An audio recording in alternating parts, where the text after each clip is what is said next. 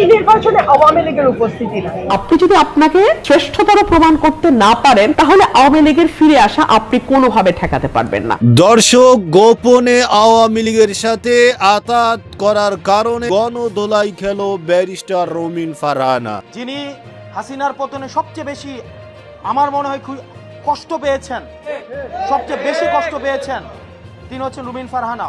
হামলার শিকার হয়েছেন মিস্টার রুমিন ফারহানা। রুমিন ফারহানার আব্বু ছিল সোহরাওয়ার্দীর বডিগার্ডের দল করা লোক, আওয়ামী লীগের প্রতিষ্ঠাতা সাংগঠনিক সম্পাদক।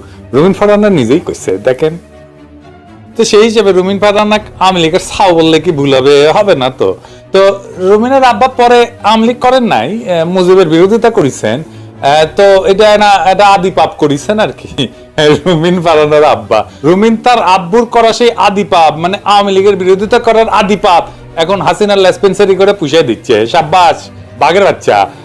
রুমিন, আপনাকে একটা গোপন কথা কই, আপনি জানেন যে বাংলাদেশে কয়টা ঘৃণিত নামের মধ্যে আপনি একজন। দর্শক, ব্যারিস্টার রুমিন ফারহানা বিপুল ভোটে জয়লাভ করে তিনি মাননীয় সংসদ সদস্য হয়েছেন, কিন্তু যাদের কাঁধে ভর করে তিনি মাননীয় সংসদ সদস্য হয়েছেন তাদের সাথেই করেছে গাদ্দারি। আপনারা জানেন, ব্যারিস্টার রুমিন ফারহানা এমপি হিসেবে শপথ গ্রহণ করার পরেই যখন জুলাই সনদ বাস্তবায়নের শপথ গ্রহণ করা হয় তখন শপথ গ্রহণ না করে সেখান থেকে বেরিয়ে পড়লেন ব্যারিস্টার রুমিন ফারহানা। তার এই ভিডিও সামাজিক যোগাযোগের মাধ্যমে বিপুল আকারে ভাইরাল হলে মানুষ এটা নিয়ে আলোচনা এবং সমালোচনার ঝড় তোলে। সকলের দাবি, ব্যারিস্টার রুমিন ফারহানা গণ অভ্যুত্থানে যেই সমস্ত মানুষ, যেই সমস্ত ছাত্ররা জীবন দিয়েছেন তাদের সাথে গাদ্দারি করেছেন, কারণ তারাই এই দেশকে সুন্দর এবং স্বাধীনতার লক্ষ্যে রাজপথে ঝাঁপিয়ে পড়েছিলেন এবং তারা জীবন দিয়েছিলেন। সুতরাং তাদের কথা না ভেবে এবং তাদের যেই পরিকল্পনা ছিল সেটা বাস্তবায়ন না করাটাই হচ্ছে তাদের সাথে সবচেয়ে বড় গাদ্দারি করা, যে কারণে ইতিমধ্যে তোপের মুখে পড়েছেন ব্যারিস্টার রুমিন ফারহানা। দর্শক, এই বিষয়ের কিছু অংশ ভিডিওর শুরুতে শিরোনামে আপনারা দেখেছেন, বিস্তারিত পুরো ভিডিও জুড়ে। তার আগে আমার একটা অনুরোধ, যারা আমার চ্যানেলে নতুন আসছেন চ্যানেলটি সাবস্ক্রাইব করে বল ক্লিক করে বেল আইকনটি বাজিয়ে দিন। দর্শক, ব্যারিস্টার রুমিন ফারহানা কেন জুলাই সনদের শপথ না নিয়ে সেখান থেকে বেরিয়ে পড়লো, এর পিছনে আসল কারণ কি সেটা আপনারা পুরো ভিডিওটা দেখলেই বুঝতে পারবেন। ভিডিওটা অত্যন্ত গুরুত্বপূর্ণ, তাই ধৈর্য ধরে একটি লাইক এবং পুরো ভিডিওটা শেষ পর্যন্ত দেখতে থাকুন। রুমিন ফারহানার আব্বু ছিল সোহরাওয়ার্দীর বডিগার্ডের দল করা লোক, আওয়ামী লীগের প্রতিষ্ঠাতা সাংগঠনিক সম্পাদক। রুমিন ফারহানা নিজেই কইছে, দেখেন তো সেই হিসেবে রুমিন ফারহানা আওয়ামী লীগের ছাও বললে কি ভুল হবে না। তো তো রুমিনের আব্বা পরে আওয়ামী লীগ করেন নাই, মুজিবের বিরোধিতা করেছেন, তো এটা না এটা আদি পাপ করেছেন আর কি রুমিন ফারহানার আব্বা। রুমিন তার আব্বুর করা সেই আদি পাপ, মানে আওয়ামী লীগের বিরোধিতা করার আদি পাপ এখন হাসিনার লেসপেন্সারি করে পুষিয়ে দিচ্ছে। সাব্বাস বাঘের বাচ্চা। রুমিন, আপনাকে একটা গোপন কথা কই, আপনি জানেন যে বাংলাদেশে কয়টা ঘৃণিত নামের মধ্যে আপনি একজন। মার্শাল্লাহ, অভিনন্দন। আর একজন আছে ফজু পাগলা। তো আপনি এত ফাউল করেছেন রুমিন যে আপনারা নিয়ে আমার আগে এপিসোড করা উচিত ছিল। তারপরেও আমার একটা স্ট্যান্ডার্ড আছে না, আমি ধরি না সবাই, আপনাকে না ধরলে হচ্ছিল না। তো যাই হোক, আমি করছিলাম না মায়া করে আর কি, চক্ষুলা যায়। কিন্তু 32 নম্বর ভাঙাকে বিভৎস বাজি ওইয়া থুকু মগবাজি, মগবাজি না মগবাজি কয় থাকবার পারলাম না। 32 নম্বর ভাঙার ডাক আমি দিছিলাম, এখন আছে ফেসবুকে। বুলডোজার আমি জোগাড় করছিলাম, আমি নিজে গর্বের সাথে দায় নিচ্ছি 32 নম্বর ভাঙার। ওইখানে হিন্দি গান গায়ে নাচানাচি হয়েছে রুমি, হয়েছে কিনা জানি না। নাচানাচি আপনি একাই হিন্দি গানের সাথে করবেন, হ্যাঁ ইন্ডিয়ার ঠিকা নিছেন জন্য। 32 নম্বরে প্রথম আঘাত করা হয়েছে আল্লাহু আকবার কইয়া, নারায়ে তাকবীর কইয়া। আপনি মনে হয় তখন ইয়ানফসি পড়িছিলেন, তাই খেয়াল করতে পারেন নাই। শুনেন এখন।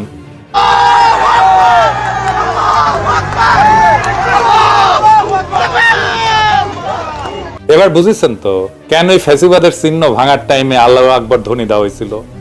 হিসাব কইরা কথা বলবেন। আপনার দল নাকি ক্ষমতার যাবে, হ্যাঁ নির্বাচনী ম্যানিফেস্টো দেন, 32 নম্বর যারা ভাঙিছে তাদের বিচার করিবেন। আজকাল যারা মগবাজি যারা করিচ্ছে তাদের বিচার করবেন। ক্ষমতা থাকে লিখে দেন, সাহস থাকলে আপনার দলের কন আমার নামে মামলা দিয়েন, আমি ডিফেন্ড করব না। আমি ভাইন্সি ফাঁসি দিয়েন হ্যাডাম থাকলে আমার ফাঁসি দিলে ফ্রান্স থেকে উড়ে গিয়া ফাঁসির দড়ি গলাত নিমু, বিএনপির ভণ্ডামির মুখোশ খোলা আর একটা বড় চান্স পামুনি, ওই মৃত্যুকে জনগণ শহীদ মৃত্যুর মর্যাদা দিবে। আচ্ছা কত এই রুমিনের আসলে কোন কোন জায়গায় ব্যথা গো বান্ধবী ললিতা? আমরা যখন রাজনীতি না কইরা দৌড়ে নিকাইতেছি তখন রুমিন ফারহান টকশো মাথায় বেড়াইতেছে, সংসদে যাচ্ছে, এমপি হচ্ছে, হাসিনার কাছে প্লট চাইছে, শুধু তাই না শ্রীরকৃতজ্ঞ থাকবে বলে কইতেছে। কোকিল কাকের বাসা ডিম পাইরা যায়, কাক নিজের বাচ্চা মনে করে পালে। আওয়ামী লীগের সাউ রুমিন ফারহানা বিএনপি ডিম পারিছে, ও বিএনপি বড় করিচ্ছে আওয়ামী সাউ। আর একটা আছে ফজলু পাগলা, যারে নাকি তারেক রহমান নাকি ডরায় আর কি, হ্যাঁ ওই নিজেই কইছে। একটা জিনিস দেখেন, মজার জিনিস, আপনারা দেখেছেন মনে হয়, তারপরে দেখেন রুমিন আর শামীম ওসমানের খাতির দেখেন। শামীম ওসমানের বোন লাগে রুমিন, এটা দুইজনেই স্বীকার করেছে। তাই আবার আমরা রাজনীতি না কইরা দৌড়ে নি খাইলেও রুমিন বহাল তবিয়তে বাংলাদেশে থাকে। দেখেন শুনেন, এখন প্রশ্ন উঠতে পারে যে বিএনপি কেন এই সমস্ত বয়ান, আওয়ামী বয়ান সহ্য করছে এই রুমিন আর এই ফজু পাগলার? কারণ এটা বিএনপির পলিসি। বিএনপি মনে করে এই যে আওয়ামী লীগের ভোটগুলো সে টেনবে এগুলো বইলে, বিএনপির এটা সেন্ট্রাল ডিসিশন, খুব ভালো ডিসিশন করে, ওখানে বুদ্ধি বেশি তো সেই জন্য ভালো ভালো ডিসিশন নেয়। আওয়ামী লীগের ভোট টানবি, কিন্তু বিএনপি যারা আগে ভোট দিত তারা কি দিবি ভোট? দিবি না। হ্যাঁ, তারা জিন্দেগি ভোট দিবি না। বিএনপির বুদ্ধি বেশি হইলেও আক্কেল কম, ভোট আগাবি আর হাজারে হাজারে লাখে লাখে রিলস বেরোবি।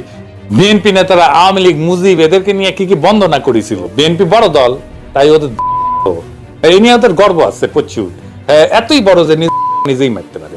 আর যাই হোক, আবার রুমিন ফারহান ফিরে আসি। দর্শক, বাংলাদেশে নির্বাচনের পরে রাজনীতি আলোচনা মানুষের কাছে আরো বেশি হয়ে উঠেছে।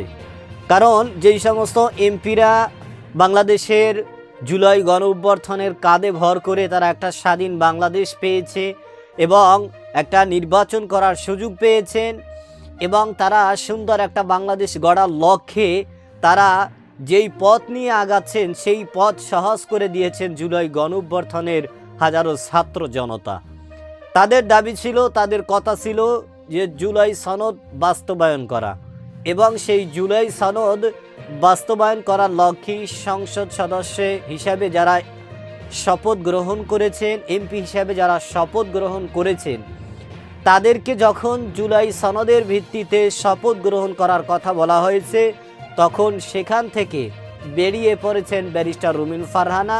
তিনি এতে মত নয় এবং তিনি এর বিরোধিতা করেছেন, যে কারণেই এই ভিডিও যখন সামাজিক যোগাযোগের মাধ্যমে ছড়িয়ে পড়ে তখন দেখা যায় এটা নিয়ে মানুষের মধ্যে নানান দ্বিধাদ্বন্দ্ব এবং নানান আলোচনা ও সমালোচনা উঠেছে। কারণে ব্যারিস্টার রুমিন ফারহানা সংসদে গেল জুলাই গণঅভ্যুত্থানের কাঁধে ভর করে এবং তারা যেই পরিকল্পনা, তাদের যেই ইচ্ছা ছিল সেটার বিরোধিতা করলো ব্যারিস্টার রুমিন ফারহানা এবং তিনি কিছুটা আওয়ামীপন্থী অবস্থায় মানুষের মাঝে সামাজিক যোগাযোগের মাধ্যমে তিনি কথা বলেছেন, যে কারণেই ব্যারিস্টার রুমিন ফারহানার নেতাকর্মীরা এবং এদেশের সর্বস্তরের জনগণ এবং রাজনৈতিক নেতাকর্মীরা তার এই আচরণে, তার এ ধরনের কর্মকাণ্ডে কিন্তু তারা অবাক হয়ে গিয়েছেন। কারণ ব্যারিস্টার রুমিন ফারহানা সবসময় সত্যের পক্ষে ছিলেন। আমরা আশাবাদী তিনি সত্যের পথে থাকবেন এবং তিনি সবসময় অন্যের বিরুদ্ধে, অন্যায়ের বিরুদ্ধে প্রতিবাদ করবেন এবং যেটা সত্য সেটাই গণমাধ্যমে, সামাজিক যোগাযোগের মাধ্যমে সেটা নিয়ে তিনি আলোচনা করবেন। এটাই তার নেতাদের দাবি, এটাই দেশের মানুষের দাবি। কিন্তু ব্যারিস্টার রুমিন ফারহানা তিনি যে বেরিয়ে পড়লেন, জুলাই সনদের বিরোধিতা করলেন, এটা নিয়ে কিন্তু মানুষের মনের মধ্যে একটা দ্বিধা দ্বন্দ্ব রয়ে গেছে, যেটা ব্যারিস্টার রুমিন ফারহানা কিন্তু স্পষ্ট করে নাই। এই ব্যাপারে তিনি কোনো স্পষ্ট বার্তাও দেয়নি, কিন্তু তিনি যে বেরিয়ে পড়লেন এ দ্বারাই এটাই প্রমাণ হয় যে তিনি জুলাই যেই সনদ রয়েছে সেটার বাস্তবায়ন চান না।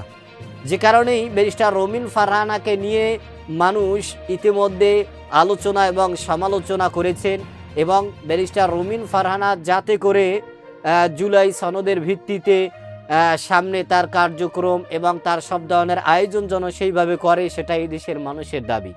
দর্শক, আপনার কি দাবি সেটা আমাদের কমেন্ট সেকশন অবশ্যই জানাবেন। আজ এই পর্যন্তই। সুস্থ থাকবেন, ভালো থাকবেন। দেখা হবে আগামী কোনো ভিডিওতে, কথা হবে নতুন কোনো বিষয় নিয়ে। সে পর্যন্ত ভালো থাকবেন। খোদা হাফেজ।